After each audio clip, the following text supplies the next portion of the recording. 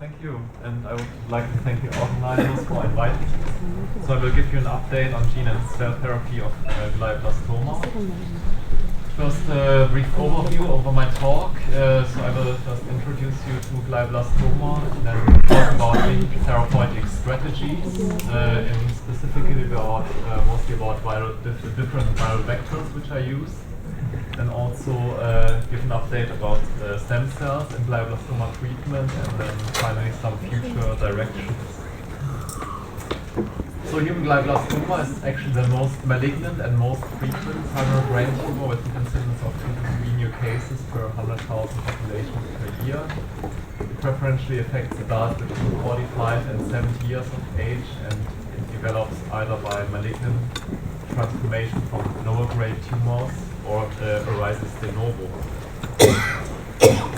So if you look at this macroscopic picture of such glioblastoma, the tumor mostly appears very circumscribed with a lot of blood vessels in the center. So you can see by histology the tumor is highly angiogenic with typical microvascular proliferations. But the tumor is also very invasive. So what you see in the macroscopic picture is actually not true if you look at the histology, because single tumor cells are invading into the brain tissue, and they can even cross the corpus callosum to the other hemisphere. So basically the glioblastoma is the disease of the whole brain. And the invasive cells, as I said, can migrate very long distances, and they are in areas with an intact blood-brain barrier where the penetrance of drugs is limited, so that makes also the treatment of glioblastoma very difficult. So how does glioblastoma evolve? So you have primary and secondary glioblastoma. Primary arises de novo, and the patients are around 60 years of age and average, and it's the most frequent glioblastoma. And then you have secondary glioblastoma, which arises from lower grade tumors, astrocytomas typically.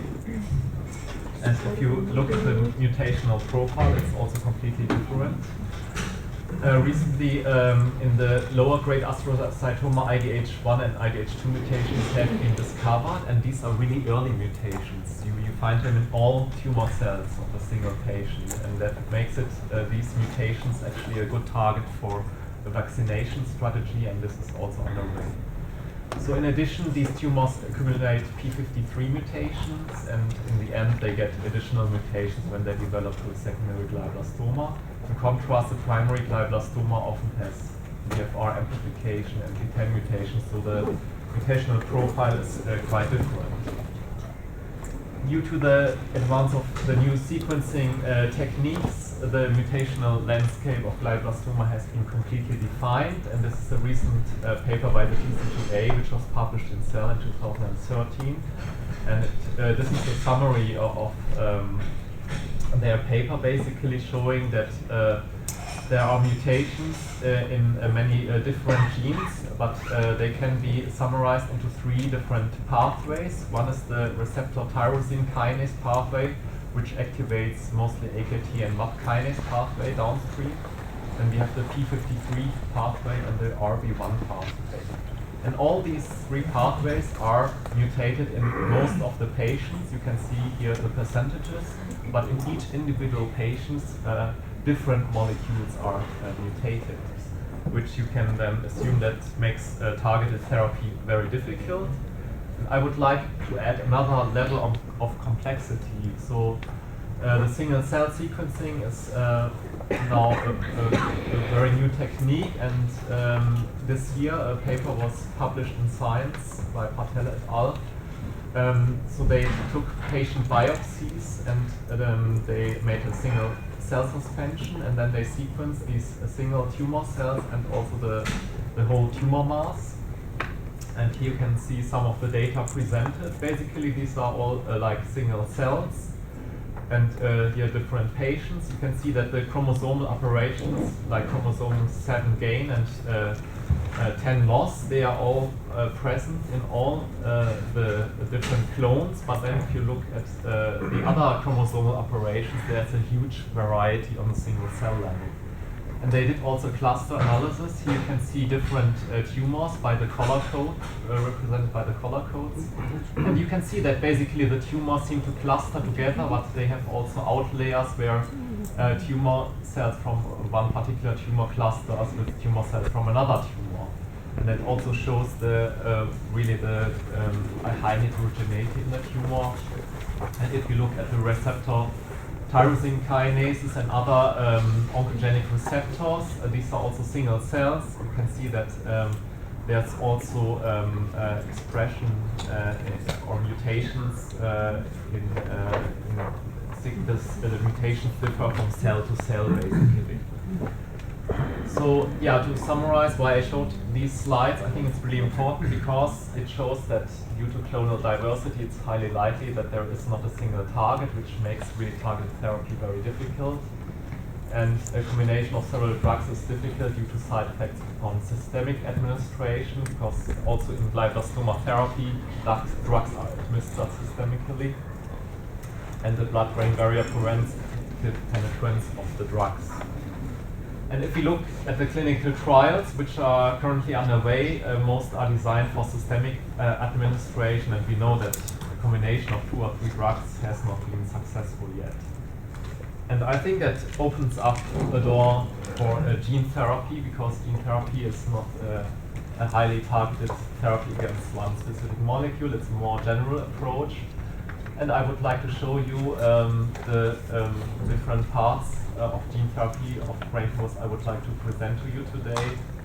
So first is the delivery of therapeutic genes by viruses, mostly viruses. There's also non-viral vectors, which I won't mention too much today, and neural or mesenchymal stem cells. So which therapeutic genes have been delivered? Mostly it's suicide genes to kill the tumor after prodrug administration, the delivery of immune stimulatory genes to activate the immune system and thereby eliminate the tumor cells, and the combination of both strategies. There's also strategies following the delivery of tumor suppressor genes like p53, because most tumors have a defect in tumor suppressors. But here it's a very difficult approach, because you have to imagine you have to reach almost all tumor cells, while here with these strategies there's a so-called bystander effect, which I will explain a bit later. Then we have a second big topic are oncolytic viruses, which Vincenzo today already explained, but I will just show a few examples and some new developments. So oncolytic viruses, that's viruses that selectively replicate in tumor cells and kill them. And the activation of the immune system can be a bystander effect, but can also have a negative effect by eliminating the virus, which Vincenzo has discussed already today. But yeah, back to the suicide genes, and the most frequently used suicide gene is the thymidine kinase of the herpes simplex virus. And here you can see picture how that works. So the TK is delivered mostly by viruses into the tumor cell. And the TK is actually, thymidine kinase is an enzyme which phosphorylates ganciclovir. Ganciclovir is a prodrug which is given systemically. So you have phosphorylated ganciclovir, and this is then further phosphorylated by cellular kinases to ganciclovir triphosphate. And this is then, when upon cell division, incorporated into the DNA and works as a nucleoside analogon, and then leads to cell cycle arrest and consecutively apoptosis of the cell. But the clue here is that not only the cells that have the TK are killed, there's the so-called bystander effect, where phosphorylated ganciclovir is traveling through gap junctions to the neighboring cells, and that leads to a much more efficient killing of the tumor cells. So which viral vectors have been used to deliver the suicide gene? So I would like to go a step back into history. History of gene therapy is not, it's very young still, so it's the 90s where we had some very exciting results, where there were some very exciting results published in Science. about in vivo gene transfer with retroviral vector producer cells for treatment of experimental brain tumors. And these were, of course, replication defective viruses, because it was in these times it was very important to have the safety aspect. And I would like to mention the sentence from the abstract, because it said this technique exploits what was previously considered to be a disadvantage of retroviral vectors, that is their inability to transfer genes into non-dividing cells. Instead, this feature of retroviruses is used to target gene delivery to dividing tumor cells and to spare non-dividing neural tissue. But this, what was believed to be an advantage, became actually a disadvantage. There were no treatment responses in clinical studies, and there were two major problems: low transduction efficacy of the retroviral vectors and a very low vector distribution, because the fibroblasts, they stayed at the injection site. There have been now recently some new developments. One is the TOCA 511. It's actually a replication competent retrovirus based on the marine leukemia virus. This virus seems to be in animal models very efficient. This is a survival curve from a paper where they tested different doses, and even at very high doses you get no toxicity and a very, very good therapeutic effect in a glioblastoma animal model. And this therapy is actually currently tested in clinical trials. So the results are not yet available, but what I heard is that also at least the therapy seems to be safe, so that the virus is staying in the tumor and is not leaking into other peripheral organs. So, back to if we look at the first trial where they used replication defective vectors, and if you imagine you have a certain time window where you deliver the vector, and if you look at a given tumor, you can see only a few tumor cells dividing, which might be a target for these vectors, and you can then easily imagine that this vector will not be efficient in targeting a lot of or a big part of the tumor mass. And that's why we actually started to think about use lentiviral vectors, because they can target both non-dividing as well as dividing cells. And we use two different pseudotyped lentiviral vectors. One which is very well known is the VSVG pseudotyped lentiviral vectors, and we used also LCMV-TP pseudotyped vectors, because it's known that the VSVG is very toxic, and so you cannot establish stable packaging cell lines. So that was the initial thought why we used then LCMV-TP, which is not toxic. But this glycoprotein had another advantage. It did not infect neurons at all. So with this vector, we had a quite targeted approach to the tumor. Although when we injected both lentiviral pseudotypes directly into the tumor, both were actually very efficient in transducing human glioblastoma in a xenograft model. We used here a GFP for the vector and nestin in red, so you can see that we get a very, very efficient transduction of the tumor cells in situ. And we used as a historic control the retroviral vectors, and here you can see the difference in transduction efficacy using the same viral titers. So then we went further to do lentiviral suicide gene therapy of within this human glioblastoma animal model, and here you can see MRI. So we started with a vector injection when we saw visible tumors on MRI, and then we treated actually the animals with for 4 weeks with ganciclovir, and you can see that all control animals develop huge tumors, while we got a complete remission in the therapeutic groups, which was very nice. If you look at the survival curve, so we got recurrent tumors, that was evident, but we got a very beneficial therapeutic effect. But the clue was, when we looked at the recurrent tumors, we saw that there were actually still tumor cells which carried the transgene. That means that even 4 weeks of ganciclovir treatment did not kill all of the transgene carrying tumor cells. And if you now think about clinical trials where suicide gene therapy is used, patients are treated with a Prodrug for only 14 days. And of course there is a toxicity aspect with ganciclovir. Ganciclovir in the patient can be given maybe maximum 3 or 4 weeks. But there we have now options. There is, for example, the product valganciclovir, which is given orally and which has a much lower toxicity profile. And that product can be given for about 6 months. And we are currently investigating this Prodrug in suicide gene therapy. So briefly to adenoviral vectors, which Vincenzo already mentioned. So here's an overview of the vectors. This is the adenovirus 5 serotype, wild type. And so I would like to focus on the replication defective adenovectors because they have been furthest in clinical studies, whereas these oncolytic vectors, they have been tested in phase 1 trials, but were not so successful.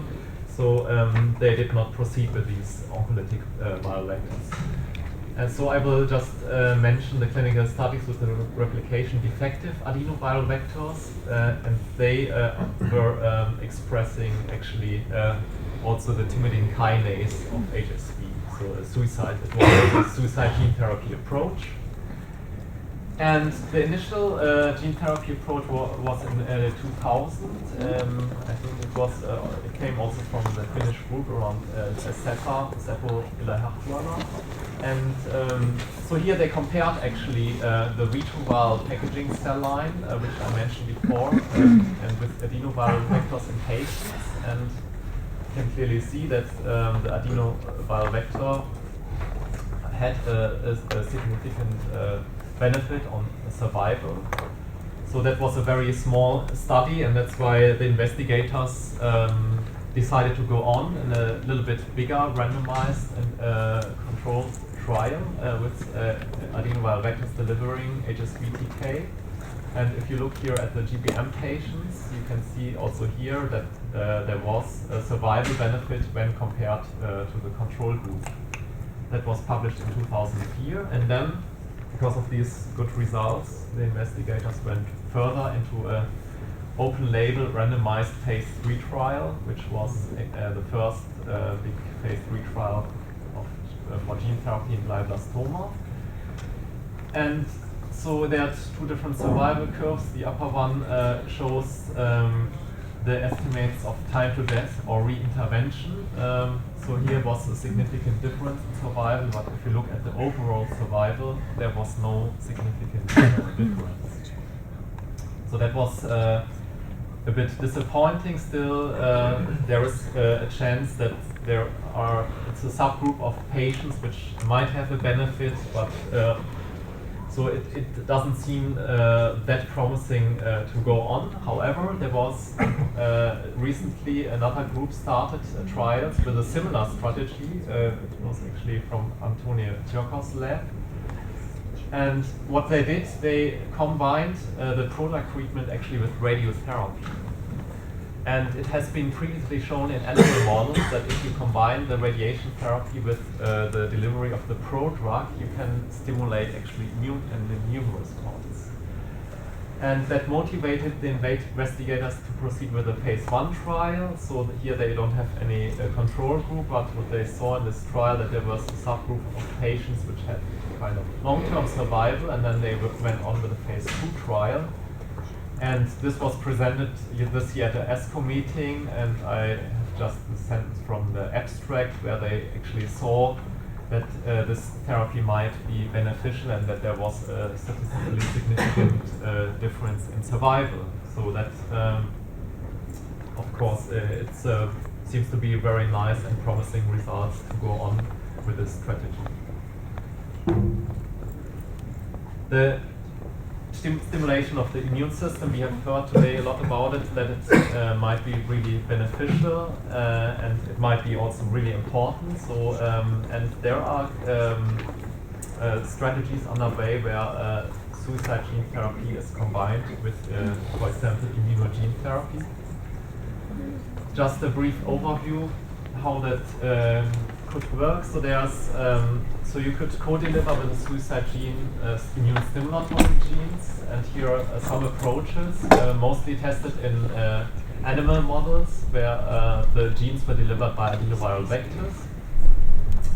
And this approach, delivering FLT3 ligand, is one approach I would like to comment more in my next slides. So this FLT3 ligand can actually stimulate proliferation of dendritic cells. Then we have the CD40 ligand, which is normally expressed as a co-stimulatory molecule by T cells to stimulate dendritic cells, but if expressed on tumor cells, it can also stimulate dendritic cells to release pro-inflammatory cytokines. Then we have IL-12, which is a very known cytokine to stimulate Th1 T cell responses, to stimulate CD4 and CD8 positive T cell responses, and also NK cells. And then we have adenovectors delivering interferon gamma, which has shown in animal models that this can stimulate a cytotoxic T cell response. So the FLT3 ligand was pursued by Maria Castro and Pedro Lowenstein. So they have tested it in a lot of different animal models. First, they showed here in these two pictures that the adeno-TK therapy works by itself as a single therapy. It induces TK-mediated cell death, although the survival benefit was not very big. And the FLT3 ligand also by itself can induce a survival benefit by attracting dendritic cells into the tumor and inducing a pro-inflammatory response. However, when combining these two strategies, they could show in three different animal models for glioblastoma that these two single therapies are benefit from each other, and you get a much better therapeutic effect.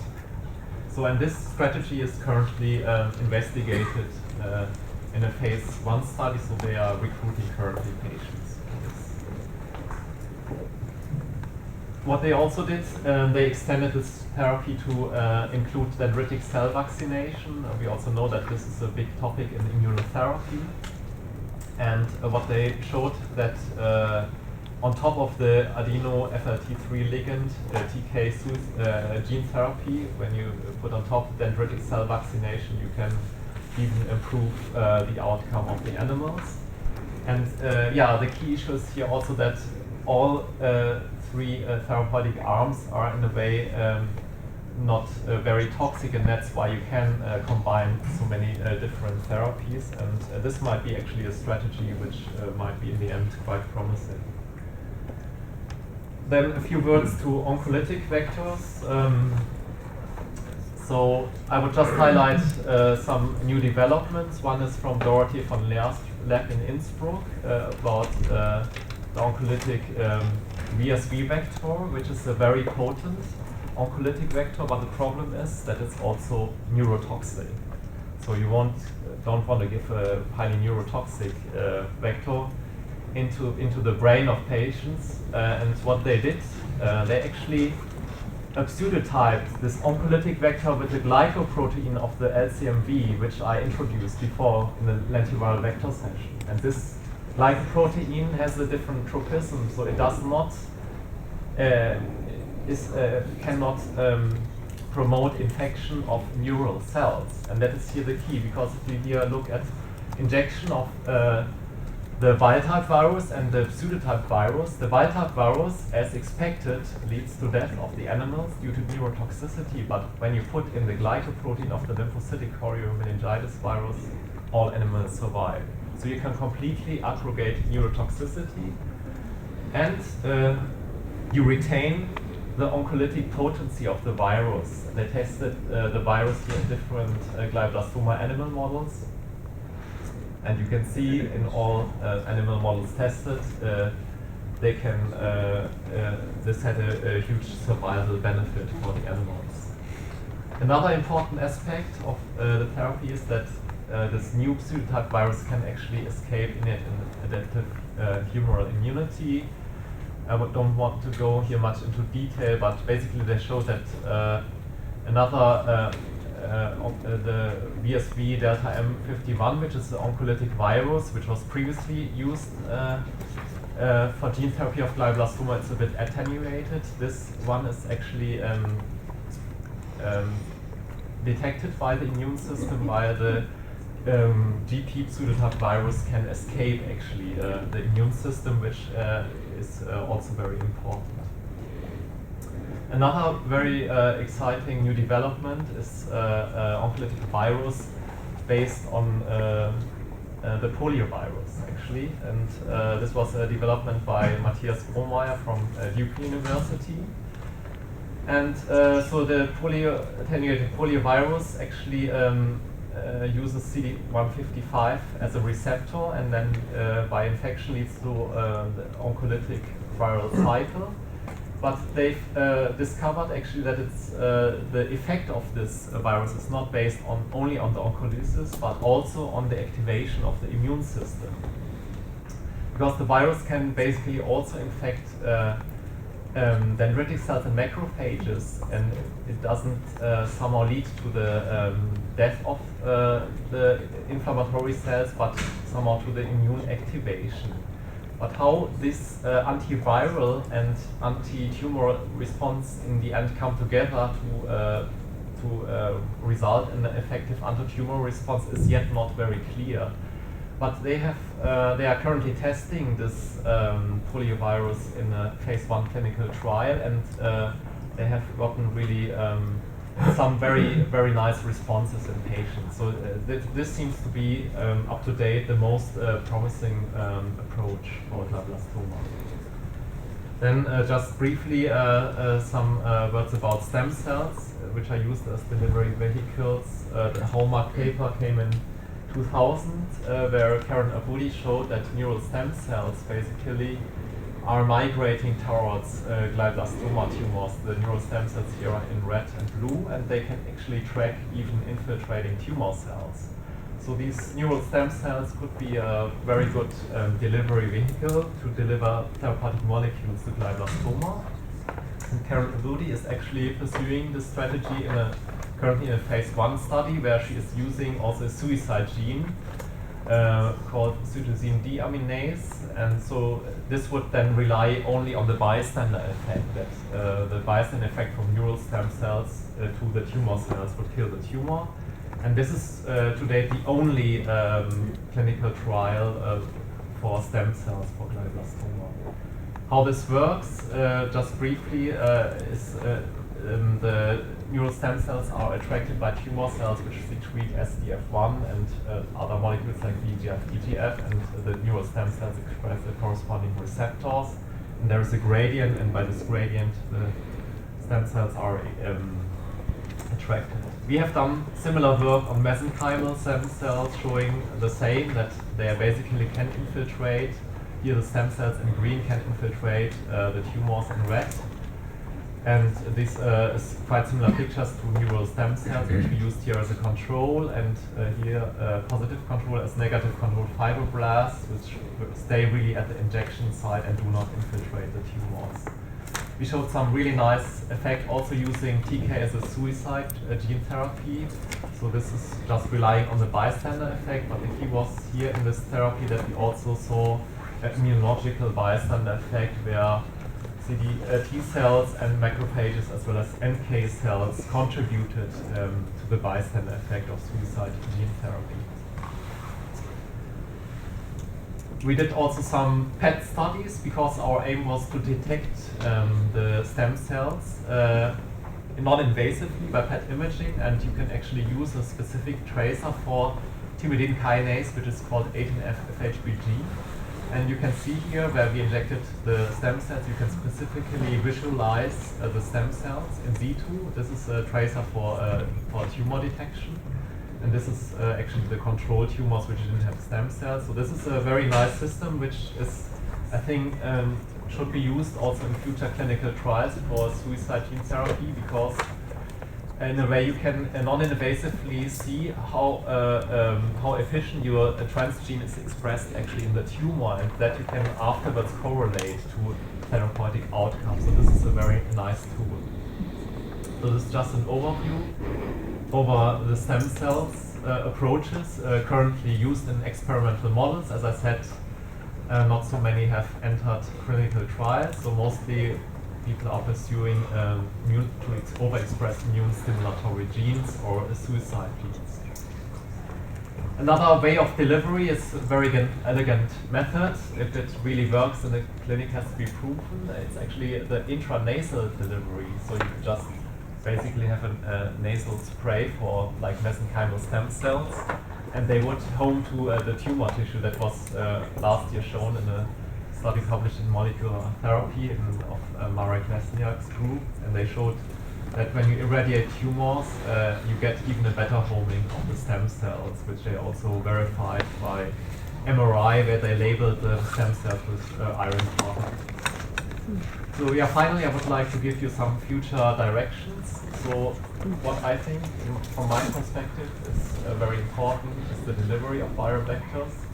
There are some pitfalls. In most of the clinical trials, the vectors were injected around the cavity after neurosurgery, which is not a very targeted approach, because then you don't know where the vector will actually go, how many tumor tissue is actually left in the cavity. So I think it's a big problem.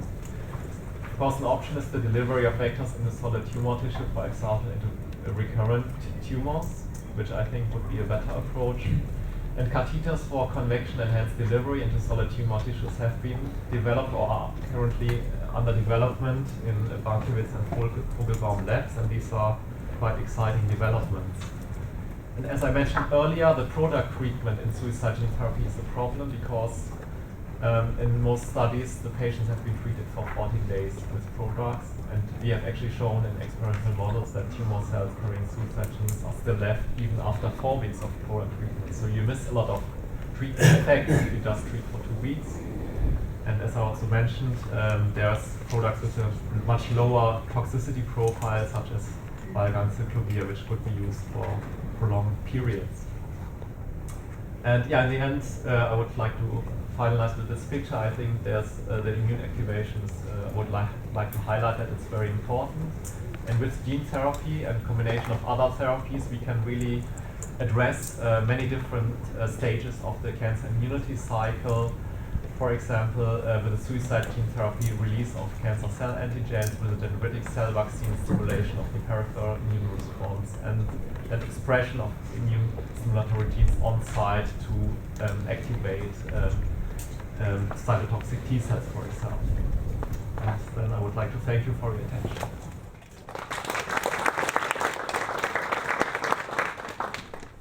So, are there any questions? I think I can speak you first. Hi, thanks for the. I'm Hrvoje, clinical geneticist from Helsinki. We have to be very humble with this disease because we really don't know how to treat with the patients. But does anybody know what is the cause for this genetic heterogeneity? Yeah, it's a good question. I think once a tumor has, I would say it's not known really, but I think it's dependent on the mutations the tumor develops first, because the tumor cells during tumor evolution get prone to accumulate certain mutations over time. Yeah, but there's not major clones. There are no major clones in the tumors. They're all different cells. But yeah, they are all different cells. Because they, at some point at tumor evolution, they separate in a way. So you have your initial clones, which have certain mutations, and the early aberrations which are known are actually, and I showed it in this slide, chromosome 7 gain and 10 loss, and maybe these chromosomal aberrations can prone to then the next mutations which occur, but why this happens, that is of course unknown.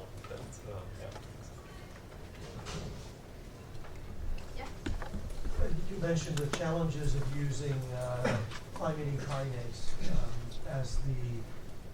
as the killing agent. Could more efficient suicide genes like inducible caspase be used? I think they are already used, and but I think that the TK is quite efficient. I think they've compared it side Yeah. by side in Yeah. hematologic settings, and Yeah. it is a huge difference. Okay. Yeah. But also in the TK field, they are improving the TK by introducing mutations to make it more efficient. So, and of course, yeah, if it's side-by-side comparison and the other one is better, then of course. But, yeah. Related to that, is it be considered, obviously you were saying that the Prodrug generally only had that in 4 weeks. Have you considered that the reason why you're still getting cells lingering is something to do with the vector, whether the TK gene's been inactivated, or whether there are a certain number of cells in the actual tumour mass that haven't been transduced and also can't be affected by the bystander effect? I think can you just once.